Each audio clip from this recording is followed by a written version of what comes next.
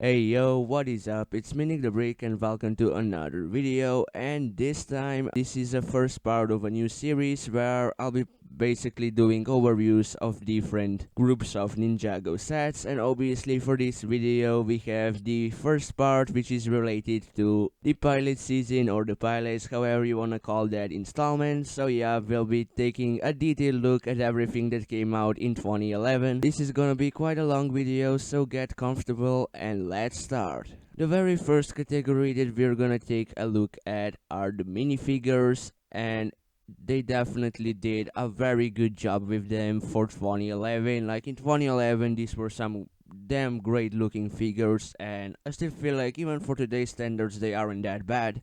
Obviously, they are a bit simplistic, but still, I think they get the job done quite well, I would say. And for the good guys, I think the amount of different suits we have gotten, I mean, two different suits, but still, I'm glad that we got two different suits for this season. I think that is actually really cool that we have gotten some variations to the ninja, because really, if they only included one suit, we would be getting a lot of duplicates, which is already the case because those regular ninja suits were just included absolutely everywhere. But yeah, design wise, I'm very happy with the ninja suits. Also, it's really interesting how we got the DX Lloyd few years later, even though he's not canon at all, but still really good figure if you ask me. And Wu and Nia figures were also pretty good from that year. And then for the bad guys, man, we have just an incredibly large selection of figures, and that is actually because we've been getting just tons of Skulking variants in 2011. Like really, there's you can see there's 18 different Skulking minifigures from that year. And then you obviously also have Lord Garmadon and they in that skeleton training dummy. But yeah, I mean, for the skeletons themselves, really, they went all the way out making just a lot of different versions like that.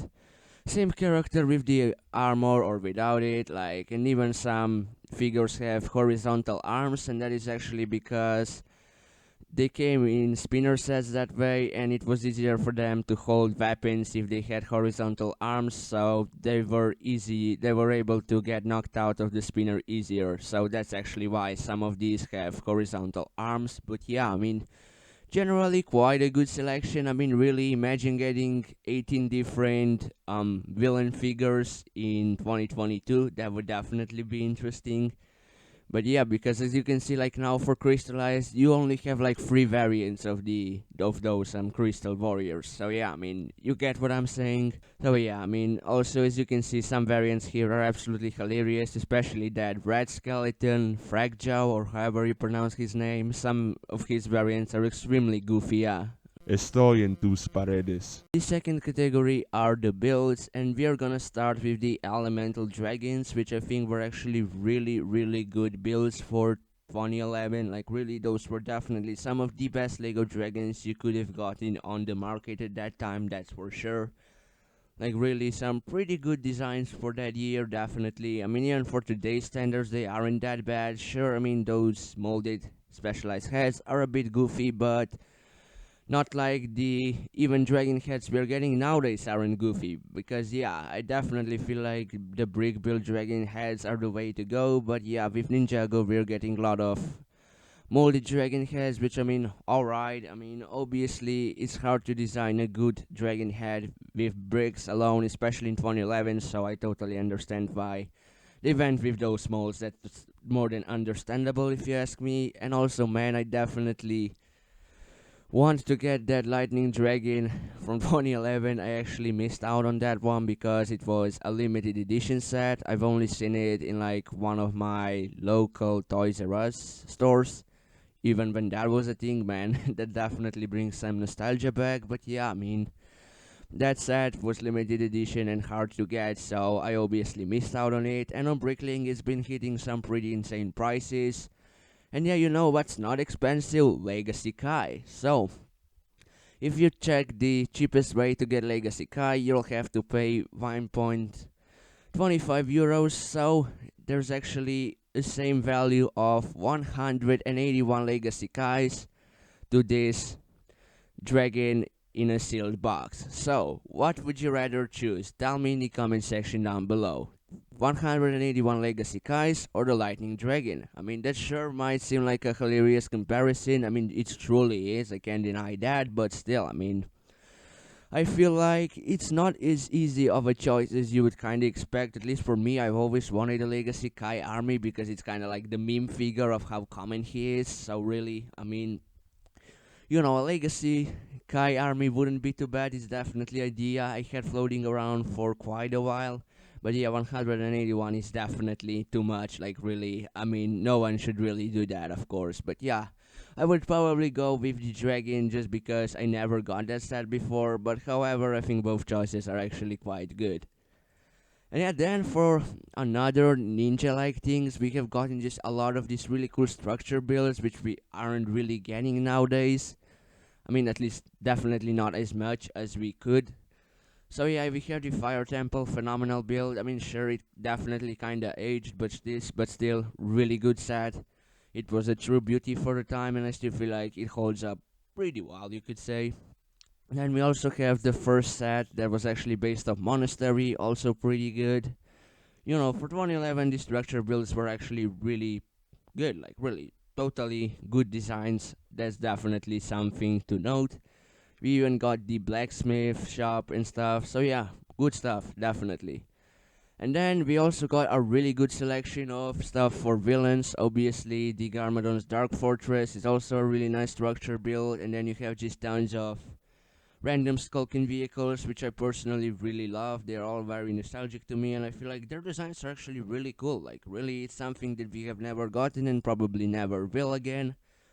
Yeah, I mean, just good stuff. Like, really, I definitely feel like the heads on the vehicles, like representing skulls and stuff, that was just really cool. And I also love a bit of purple mixed into the color scheme and stuff. So yeah, I mean, I'm very happy with these vehicles. They definitely did a really good job for 2011. The only issue with these sets is just that they don't age particularly well because Lego is just evolving perfectly, and obviously these sets are 11 years old at this point, so they didn't age perfectly considering what kind of models we are getting nowadays. And yeah, also, I mean, there have been quite a few polybags this year in 2011. I mean, you know I don't really care about polybags this much, but as many as you can get, good. Like really nice way to get some figures and stuff. Obviously, all of these were very common. Also, you can definitely tell that this is 2011 because Kai and Jay's faces are actually wrong on the packaging for the polybag. So yeah, quite a hilarious mistake there, not gonna lie. And then also in 2014, we have technically gotten the last set related to the pilots, you could say, which is the DX Lloyd. And yeah, I mean, DX suits are just part of pilots, and yeah, I feel like this is supposed to be at least based off pilots. Obviously, this suit is not canon, but still, I feel like it can be considered a figure related to the pilots more than any other season, if you ask me. Also, this thing released in 2011 is, well, I mean, obviously, it's some kind of, I don't even know how to call this set, but yeah, this was the thing. There were a few variants. Some even included the Ninjago pilot game. You know that first video game we got for Ninjago and stuff. So yeah, that is also a thing. Just wanted to let you know that if you haven't known already. Third factor that we're gonna take a look at is the value, which is also definitely an important thing when it comes to Lego sets.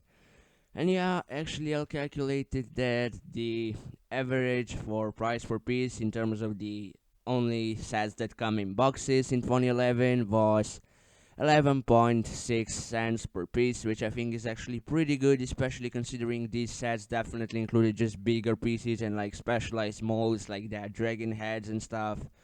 So yeah, you get what I'm saying. Anyways, as you can see, like comparison to a set 10 years later, you can see like these two sets you see on the screen, they have same amount of pieces. Does that make a mech much better deal? Definitely not. In terms of volume of what you're getting, obviously the dragon is worth $35 and the mech is worth 20. Like really. So as you can see, price per piece doesn't really prove anything if you ask me. At least if you're comparing like sets so much years apart, because obviously we'll be getting more and more pieces when Lego obviously will involve even more in the future, so you can definitely see what's the deal here. It's not exactly my complaint. However, my complaint about the pilot sets is that they weren't generous enough with minifigures. And yeah, with that I mean you just didn't get like this a crazy amount of minifigures you would be getting today in sets. Like for example, as you can see, this dragon set, $35 and only two figures. Obviously that can't really happen today unless it's Star Wars. So yeah, I mean you can definitely see what I'm trying to tell you. Like really, for Ninjago, we are definitely used to getting more figures, especially nowadays with crystallized sets. We've been getting some really good amounts of figures for the value, but with the core wave, there's also similar problems to what I have with pilots, which just was the generosity of figures wasn't good enough, if you ask me. Also, obviously, unlike crystallized, we didn't get like special exclusive figures in almost every set. Here you were getting just common figures in even more expensive sets. Like, just the amount of regular ninja suits we have gotten in Pilot Wave is absolutely insane. So yeah, I think from that part the value isn't the best. Especially considering nowadays, obviously, you didn't get such a good build. Like, really, I mean, those builds were good for 2011, but like, purchasing a set like this today wouldn't be so good for the value because you wouldn't be getting something as good as you could have gotten today. So that's also another complaint. Obviously, they did the best for the time, but still, like, in terms of value, it could have been better. And by far, my biggest complaint of value in 2011 are the spinners. Like, really, I mean, personally, I love these spinners so much. Like, for 2011 and 2012 spinners are just peak spinners.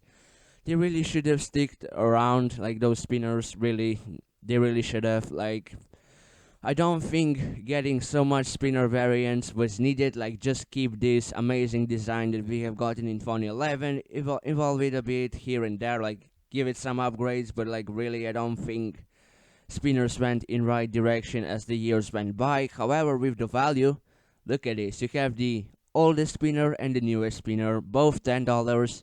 And you would kind of expect the newer one to be more expensive, but like no, they both cost the same, at least at their time. And yeah, I mean, you know, you're getting a better deal in 2022. That is definitely a rare thing to say, but like really, you definitely are. Like really, for 2011 spinners, you've been getting a few cards, but like really, do you really care about that much? Like it's not even plastic. Like really, they are not bricks. Those cards are not bricks, and they also don't have like that much value. If you ask me, I don't know. Personally, I never played with cards. I was just playing with spinners with my friends and family. Like really, nobody gave a damn about those cards. So yeah, I mean, brick-wise, you really weren't getting enough, in my opinion, in 2011, because now you're getting even exclusive figures, especially designed for those spinner sets. Specialized molds, which are just absolutely crazy. Look how similar they look to Spinjitzu, what we're getting nowadays. So yeah, I mean, you can definitely see what I'm saying. So value-wise, those spinners definitely weren't too great. However, I would wish they would stick around instead of the other versions we have gotten in the years further. And the last main category that we're gonna take a look at are the spinners themselves, which personally I absolutely love them. As I said, they're by far the best idea in terms of the spinners. And really, still should have been a thing. Like Beyblades, like really, they went absolute Beyblade mode in 2011. Like, look at this variety. You are getting just 14 individual $10 sets, and then you also have a 2-pack for $20. So really, under $20, you could have gotten 16 different spinners. How crazy is that? Like, just imagine that in 2022, people would go absolutely crazy, because especially now we get like 3 spinners per year. Like seriously, just look, such a demand there was in 2011, and just variety was hitting through the roof, absolutely. And you've also been getting just random spinners in sets. Like, how generous is that? So you've been getting basically roughly 20 spinners that year. Yeah, so try to picture that in your head for 2022. Like, yeah, you can see that they absolutely went all the way out that year, and yeah, I'm very happy they did that, because really that was by far the best year for spinners along with 2012, and I'll definitely always stand by that. Heck, you even had this plastic arena thingy. I mean, I never saw it in person myself, but yeah, you even had a specialized arena for that. And if you didn't get that one, you also had the brick built one that you got in that 2-pack. So really, you've been covered in all eras, and if you think that wasn't enough already, Look, we've also been getting just some other spinner sets. I mean, like, structure sets that are meant for spinners for you to play with and do different things. So really, I mean, yeah, they did an amazing job with that. The amount of dedication to spinners that year is absolutely amazing, and I can't stop saying how good that was, because really perfect stuff if you ask me. So we are done with the actual overview, but now I'll be rating the categories that we took a look at with this video. And yeah, for the minifigures of the pilot season, I will go with 4 stars. They definitely made some really good figures for that year and some pretty cool new molds for Skullkin and stuff. So yeah, I mean, obviously these minifigures aren't as detailed or anything, because obviously what we're getting nowadays is just crazy. So yeah, I will go with 4 stars for that. Then for the builds, there is a similar case here. Great stuff. They did good job, lots of variety, and yeah, I mean, I definitely value those builds for that. But looking at it now, they just aren't that great. So I will go with 4 out of 5 for the builds as well. And yeah, for the value, I think is the weakest part of the sets related to the pilots. And yeah, I just don't think the value is really there, especially considering you aren't getting enough figures, also not enough exclusive figures and stuff. I don't know, I just feel like it could have been done better even in 2011. And not to even mention, the spinners definitely aren't worth $10 price point in 2011. Definitely not, in my opinion. So we will go with 3.5 stars. I don't think the value is absolutely awful, but it definitely could have been better with this set.